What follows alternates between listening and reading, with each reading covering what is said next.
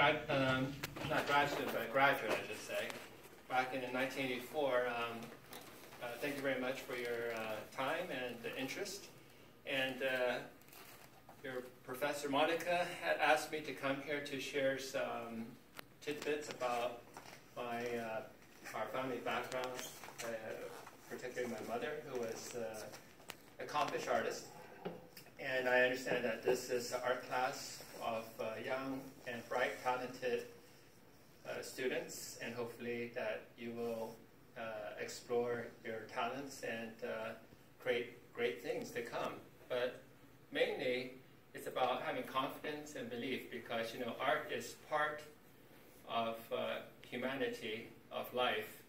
And then there is a reason. It's just like being in any profession. You're either passionate about it, or you have other reasons that you want to be in it. But unfortunately today the society is so commercial that it's all about the dollar. But if you're really an artist, you look at not the dollar first, you look at your passion, the talent, and what you want to strive for. So anyway, the art that I brought is my mother's art. This one here was done in the 1940s. So some of this art is very old, like the ink print on the table that is the stone tablets. That's over 1,000 years old. The stone is probably not there anymore, but it was done in the 1930s when the communists were not in China at the moment. Well, they were in China, but they didn't rule China. So many of the things I brought here you cannot even see today because number one, that's not permitted. You cannot take that out of China right now. It's a historical treasure. But back in the 1900s, early 1900s, when my parents grew up after the founding of the new China, it was a chaotic time. There was a lot of changes, reforms, and my parents came from industrial background, families were industrialists. And my mother actually learned to paint when she was a young girl. She actually was asked to go to a factory that was managed and owned by her uncle, one of her uncles, and she started to draw, figures and also to do some advertising for the company. It was a textile mill. And actually, she was a tomboy, so she was very athletic. She played softball for the National League in China. She was pretty adventurous. But I think once she started to draw, she had that talent, and then she had a correspondence with one of a famous masters in Tianjin. Tianjin is actually a coastal city right outside Beijing, and it was one of the second largest important cities besides Beijing, industrial cities in China back into the turn of the century of the 1800s to the 19th. And through the correspondence, that's how she started to learn classical art. And then afterwards, she stayed with the professor some more, and she became his right-hand person. And actually, she became just as good as him or better.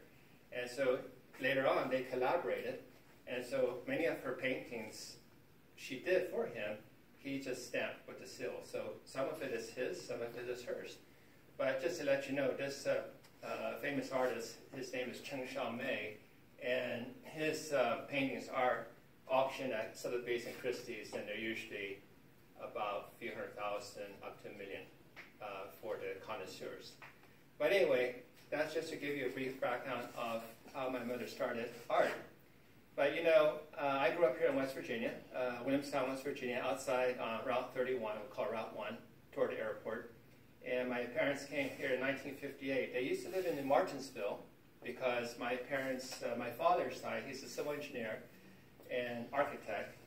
And when before he came over to our great country here, he was a civil engineer as section chief of the Burma Road. I don't know if you know about Burma Road, but during World War II, China, United States, and Britain, and a few other countries were allies fighting against the Japanese. And the Japanese had bombers and Zeros, and they were stranding the supplies in China because China was very important for Americans to fuel and to also fight the Japanese on the mainland in China. So the Berlin Road was a lifeline, just like the Berlin Wall, the airlift. They had to, instead of flying, we call over the hump, supplies over the Himalayan mountains, which the Japanese would shoot down all these airplanes. They had to build a road from Burma into China. So my father was one of the section chiefs. And so, you know, the task was like building the Panama Canal. And there are a lot of people that died. So when they came over to the United States, they stayed with a famous American architect named Frank Lloyd Wright in 1947. So that's in Scottsdale, Taliesin. And if you know about Frank Lloyd Wright, he was the one that developed organic architecture. And he did with the Prairie House, and he then later on did Falling Waters in Bear Run, Pennsylvania. So that when my parents came over, they knew nothing about, you know, Frank Lloyd Wright or organic architecture. But the reason they came over was there was a very famous professor named Wilma Fairbank. Wilma Fairbank was the wife of John King Fairbank, who was the East Asian scholar at Harvard. She was the cultural attaché in Nanjing, which was the wartime capital of China, not Beijing anymore. And my mother and her became good friends because my mother taught Chinese at the American Embassy. And Wilma Fairbank studied with, you may know, the husband of Frida Kahlo. Frida Kahlo is Rivera Diego, right? Yes. Right. He is the Mexican artist, Art Deco, you know, very famous. So she really loved my mom's art because my mother actually was the only woman and one of the 13 artists that was assigned to go to Dunhuang, which is 1,000 Buddha caves in the Gobi Desert. That's a historical world treasure because it's over 2,000 to 3,000 years old, and Buddhism in China came from India, and that's where it flourished in Dunhuang. So think about Egypt, the pyramids. Back then, about 10,000 years ago, it was lush, green, water. The Gobi Desert was the same. Just like Africa, before I've been to Africa. Africa was all green, like South America at one time. Global warming, or climate change, as they say. So the thing is that there, the monks, the Buddhists, they carved out in this Gobi Desert, what you'll see there, that is the sort of full view of the walls. Just think about the adobes in New Mexico, the Hopi Indians. That's what they did. They, inside the caves, they carved it all out, so there's like 200 or more caverns, and they painted frescoes and murals and sculptures. So the nationalists, you know, back then it was the Wild West. It's like, you know, you see Bonanza, you know, and actually I was telling Monica today I was going to dress up like Hop Sing with the pigtail and come in and say, I speak no English, and try to, you know, fool you guys, but I doubt I could do that. But anyway, so it was like the Wild West, and so this 1,000 Buddha cave was discovered by Sir R.O. Stein. He was Hungarian-German back in 1900s, and it was covered all by sand. And when they excavated it, they found it's like a tomb, and half of the manuscripts is now in the British Museum in London. It's very important, just like the Dead Sea Scroll. These are old manuscripts that tell us about the life back then, 2,000 to 3,000 years ago, of how civilization flourished. And you could tell by the paintings, just like in Egypt, that, you know what, the Gutenberg, you know, when I was growing up here in West Virginia, they said, oh, Mr. Guten of Gutenberg Press invented the print, which is, to me, not true. The Egyptians had it, the Mayans had it, the Chinese had it. And so when you look at the paper, there was paper in caves, and there's writings, and that was very important. And you could see by the art that you could see that people back then had silk clothing, they had shoes, they were not just in furs and sheepskin. So the nationalists asked these 13 famous artists, including my mother, to go there and preserve, protect, and replicate these drawings, these paintings in the caves. Why? Because it was deteriorating. Also, back then, as I said, the Wild West. So China was not all united back then. It was a chaos, civil war. And so they had to make peace with the natives, like the Cossacks, which were their ancestors were the Huns, or the Huns, attended the Hun. So they made peace with them by giving them rice, and because rice was food for them, so as long as they had food, rice, staple, they would leave these artists alone. So in the caves, you cannot bring a torch. It's not like Indiana Jones. You go in there and it's all suit. So they had to use mirrors from the outside, reflect the sunlight into the caves, and then paint. This one here, for example, if you look at the detail later, you can look around.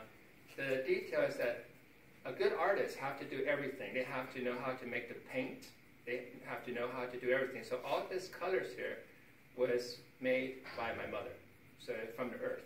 And then they have to, train eye training to do the proportion and all this. So these things, the Getty Foundation, you heard of J. Paul Getty, they now have a partnership with Donghuang Academy, it used to be called Research Institute, to preserve, protect. And they did have a show last year in LA, and they even made the replicas like, the Egyptian tombs. They make the replica of how you go in and see how the experience is.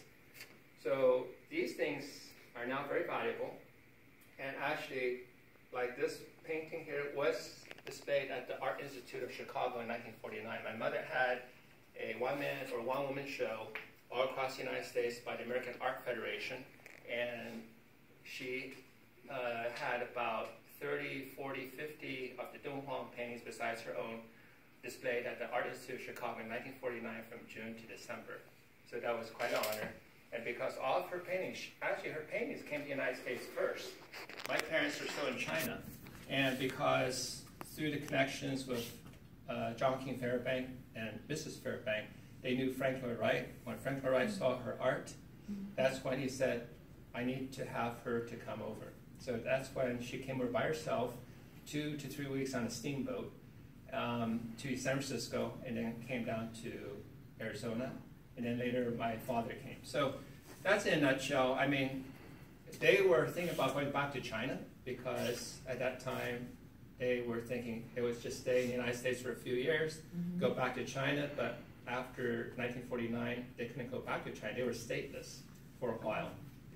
So actually they lived in Chicago, they lived in Indiana, they moved to New York City, and then finally my father, working for American Chemical Corporation, had a chance to come to West by God, Virginia, to Martinsville to build cyanamide, the chemical plant. And he was one of the persons that designed the plant. If you look at Kraton, that used to be Shell Chemical, my father designed that. Rinks, now it's Ricky Dink, he designed that. He did a lot of things because he worked for Merida Concrete. And Merida Concrete, once upon a time, like many companies disappeared today, was a big deal. It was one of the foremost precast concrete manufacturers in the United States. So that's why they used to live in Newport. They came down here. They saw a hill, cost $2,000 US, 10 acres. Interstate 77 was not there at the time, and they carved out from that hill, they built a house on it. So I'll show you some pictures when we have the slides set up. So anyway, that's in a nutshell of, and why did my parents choose this place is because it's good feng shui. And it's like being in art. And art and architecture are combined. You have to feel good in a place to be inspired.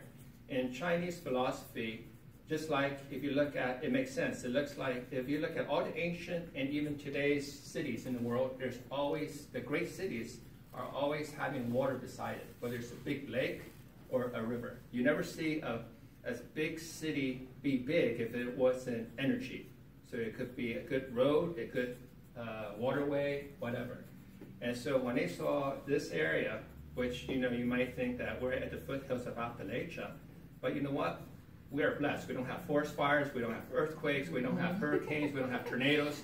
And I've been to California many times, and I hate driving in California. 65 miles from Santa Monica to Riverside takes me 3 hours. And as I asked my sister-in-law, which I don't ask often, to sit beside me so I can go on the fast lane, right? But we're blessed here, and we have water, we have woods, we have mountains, and that is perfect energy. And so that's why my parents fell in love with this place. And you know what? It's easy access. You could be far away from big cities, but it's only 2 hours to Pittsburgh or Cleveland, so you're not really far, far away. So they chose this place, and I grew up here. And, you know, being the only kid, unfortunately, I was outside of Williamstown, so, you know, I spend my time by myself except if I go to school. So I was Chinese at home and American at school. I mean, I did have some friends, you know, on Route 31. So back then, it was more of a simple life. I love nature. Back then, I was not afraid of spiders or snakes or things like that. Nowadays, I look at a snake and I say, get away, you know. But, you know, when I was growing up, I was immersed in, you know, our houses using Frank Lloyd Wright's principle. Santa and Monica, your teacher, been there last week.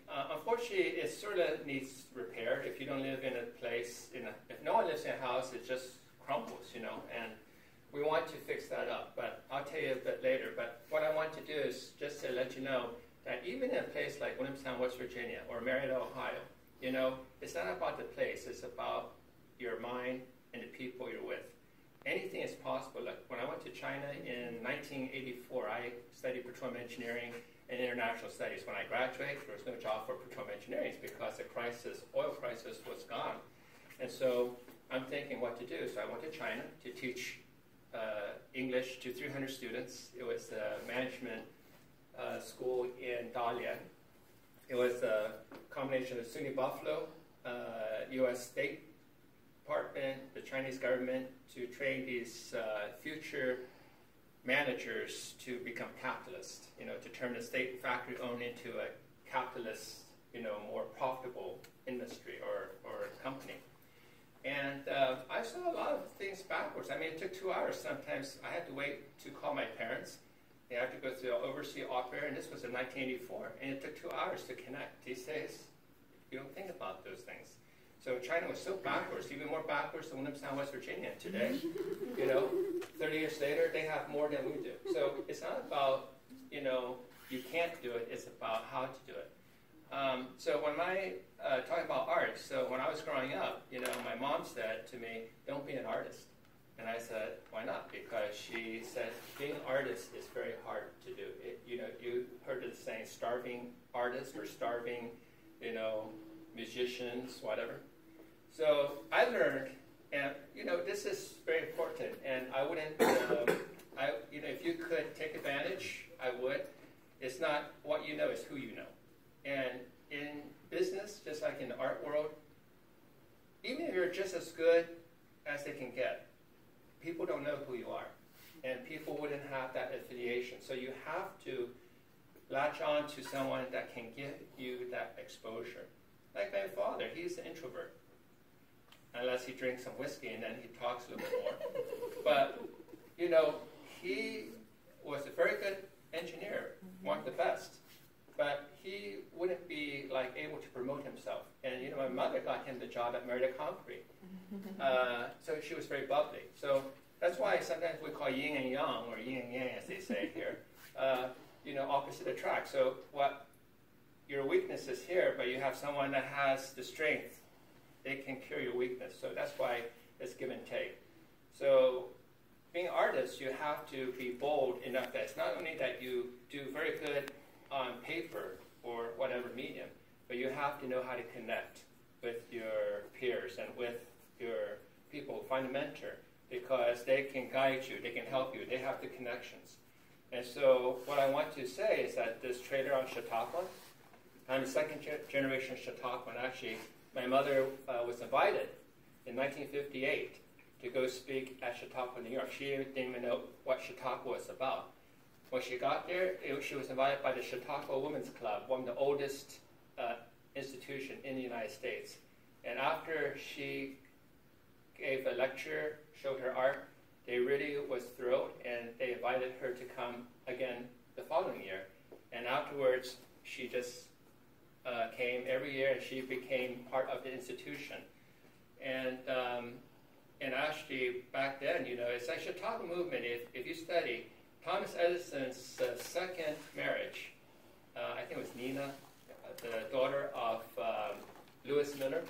He was a preacher and an inventor in Akron, Ohio. And you know, Akron was the rubber capital of the world at one time. Firestone, Goodyear, all that. So Lewis Miller founded this place in near Erie, Pennsylvania, on the New York side, called Chautauqua. It had a lake and everything. And it was, as you heard, the first classrooms for ladies to study. It was under the Sunday school, platform. So anyway, a lot of beautiful Victorian houses, and it's still they're preserved.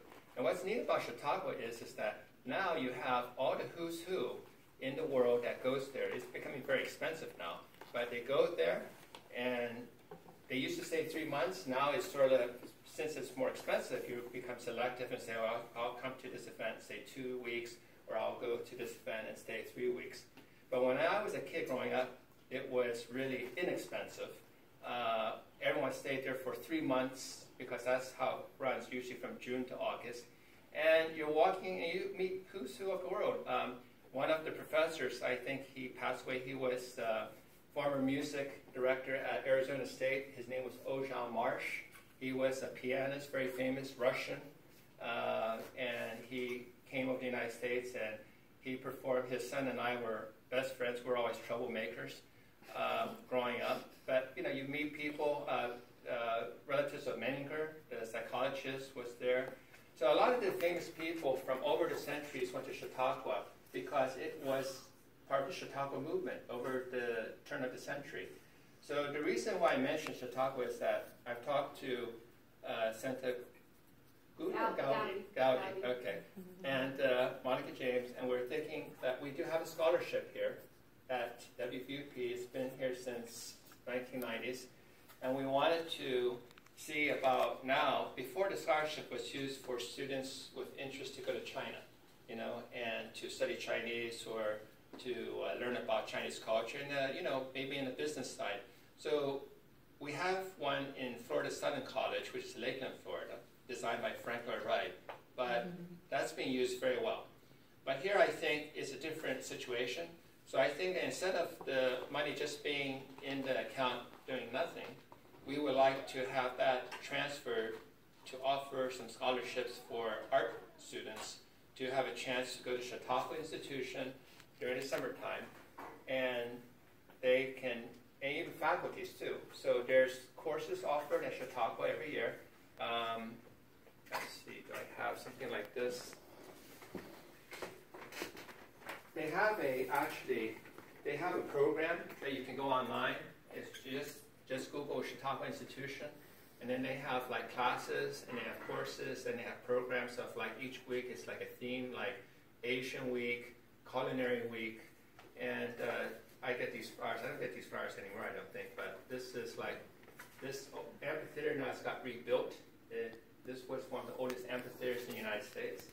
So what I would like to say is that when you do have a chance to go to Chautauqua and choose the courses you want to learn, because they'll show you all the instructors, that is also killing 2 birds with 1 stone. You can now learn from a very, very accomplished artist or magician or ballet, and then also you can make contact. You could get a new connection to give you a head start. So let's say you always wanted to go in here into this field. Now you have someone that's your teacher. It could be your mentor in the future. It could get you the connections in the real world when you want to spread your wings. So I think that's very important. I am supportive of this place. You hear a lot of negative press lately, but I'm not fazed. I think, I was overseas for over 20 years, and, I'm American, I'm Chinese, I'm with the world. But, I come to realize one thing: we have to be great with each other. Aside from, everyone's different, but I think that if we want to make this place, America, great, we have to still pursue our dreams, because America was founded on dreams of many people from all over the world. And so if you can dream big, and it doesn't matter if you're from, Lubeck or Elizabeth, West Virginia, or Morgantown. I know West Virginia because I used to work for Pennzoil, and I can drink moonshine, by the way. So, but no, I really love this place, and I just want to tell you that it's inspiring to see, students like yourself to say, you know what, I want a chance to do something that I love, and also to share with people. And that's what I want you guys to do, to find yourself to do something. I'm doing a project, actually, you may have heard a few years ago about Robbie Knievel coming to this area. We were the ones responsible. Maybe we sort of had too big of an idea of him jumping over the Ohio River. Unfortunately, it didn't work because I could not get the barges. AEP wouldn't let me have those because they said the insurance is a liability, that he's going to kill himself. And I'm thinking, how's he going to kill himself? He never killed himself when he jumped from one building to another building in Las Vegas. And then the sheriff in Marietta says, if he comes here after DUI at Sturgis, he says, if he comes here, he better be careful because he's not going to drive drunk. And you know what? He never drove here. I drove him around. And by the way, if he was always drunk before he did his stunt, he would be dead already. I mean, how these people think.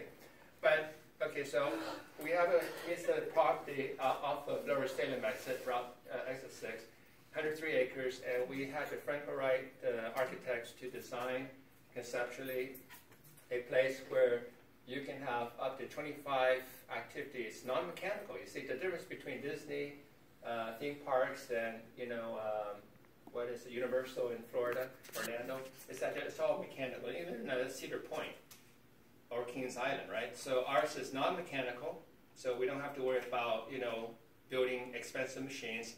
And we designed it where we could have up to 25 or more activities, from biking, hiking, kayaking, indoor Ninja Warrior facility, which we're going to have, with the American Ninja Warrior from California.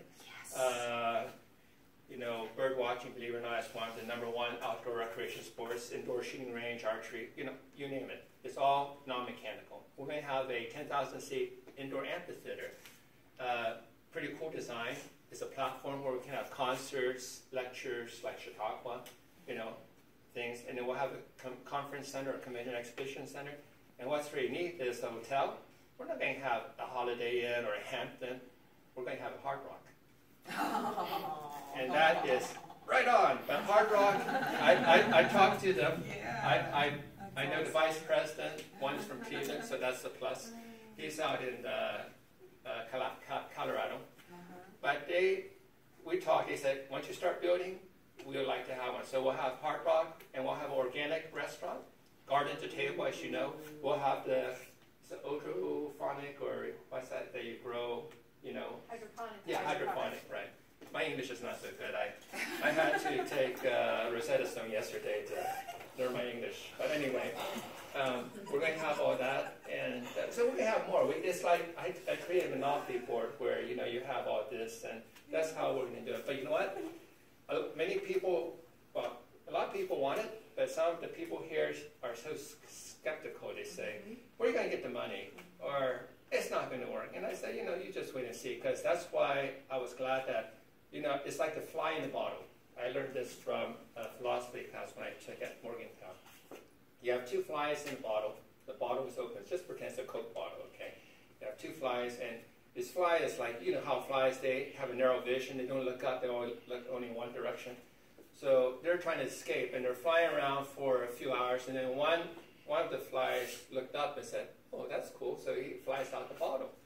And he's flying away for a while, and he says, you know what? I have to go back and get my friend out of the bottle too.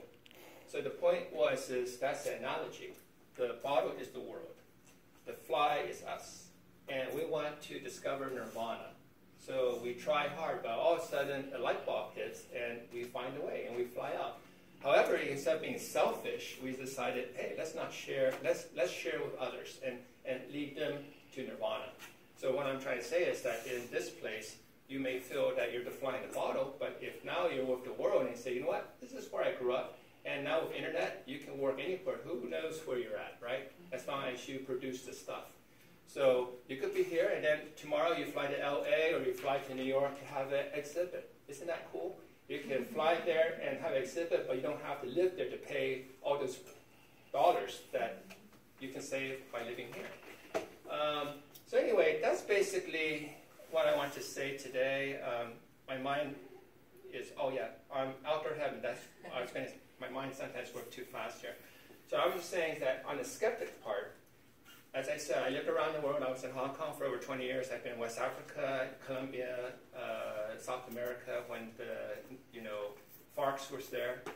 Helped got a governor elected as well. But the thing is that I never lost sight, because when you live outside of this box, you get connections. And when you get connections, I say, it's who you know, and you are able to sell a good idea, and they believe in you, and they see that this is not bad, they'll come and help you. So unfortunately, we have a saying, you're never a prophet in your own land. So maybe those people who are skeptical and say, I can't do it here, is because I don't need them. I have people outside of the box in New York City or LA to help me to get this project done.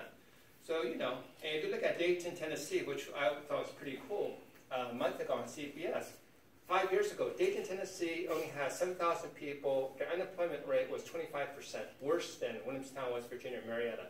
They had a river called the Chickamauga or something. It's an Indian name, and it was a 50-mile lake, or like a river lake type. And so this guy who used to work for Coca-Cola came back, and he was elected mayor. And the people were saying, how are we going to turn this around? Unemployment, drug overdose, this and that. And the guy said, you know what? The asset was right facing them in front of them. It was the lake. And what's in the lake? Bass. Bass Pro? Yeah. Bass. So then he had an idea, why don't we do some fishing tournaments? And guess what? 4 years later, they've created $14 million revenue out of the bass fishing tournaments, because bass fishermen, just like ATV people here, they spend money. That's their passion. One person would spend up to $1,400 on a tournament. You get these people, and they have like 20 tournaments.